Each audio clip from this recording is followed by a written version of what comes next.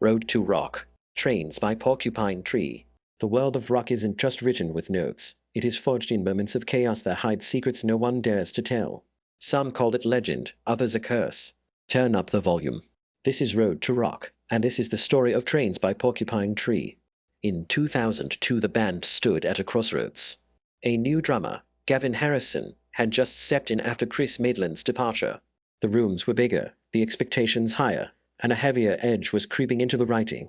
But Steven Wilson arrived with a quiet weapon, an acoustic figure in 7-8 that refused to bow to volume.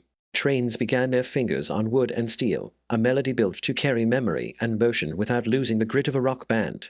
Wilson wrote the spine of the song alone, as he usually did, then brought it into the room where it became a Porcupine Tree piece.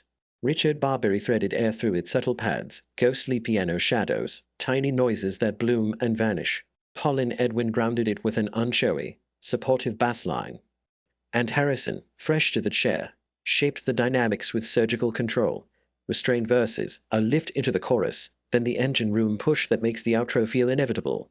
They tracked it in 2002 across a mix of home setups and proper studios, the kind where you can hear the breath around a guitar. Close mics captured the scrape of strings and the heel of a palm muting the body. Vocals were layered tight, almost face-to-face with the listener. The claps, yes, those claps were cut dry so you can hear skin and air, not studio goss. A bright, percussive string voice takes the lead in the break, a dulcimer-like color that snaps the ear to attention without breaking the spell. Musically, Trains is a sleight of hand. That elastic 7-8 riff feels natural, even singable, before easing into straight time when the chorus opens. The band keeps the palette simple acoustic guitars up front, drums that breathe, keys as atmosphere, then shifts the ground with that mid-song breakdown, odd meter hand claps, tambourine, and a sparkling top line that recharges the final run. How do you smuggle a stadium-sized release into a progressive song built on tension? You do it with arrangement, not overstatement. There was real tension around it. The heavier material of the period hinted at a new identity. Some longtime followers braced for a pivot. Trains cut through the noise. It proved the band could expand the sound without abandoning songwriting. It showcased Harrison's arrival not with fireworks, but with feel.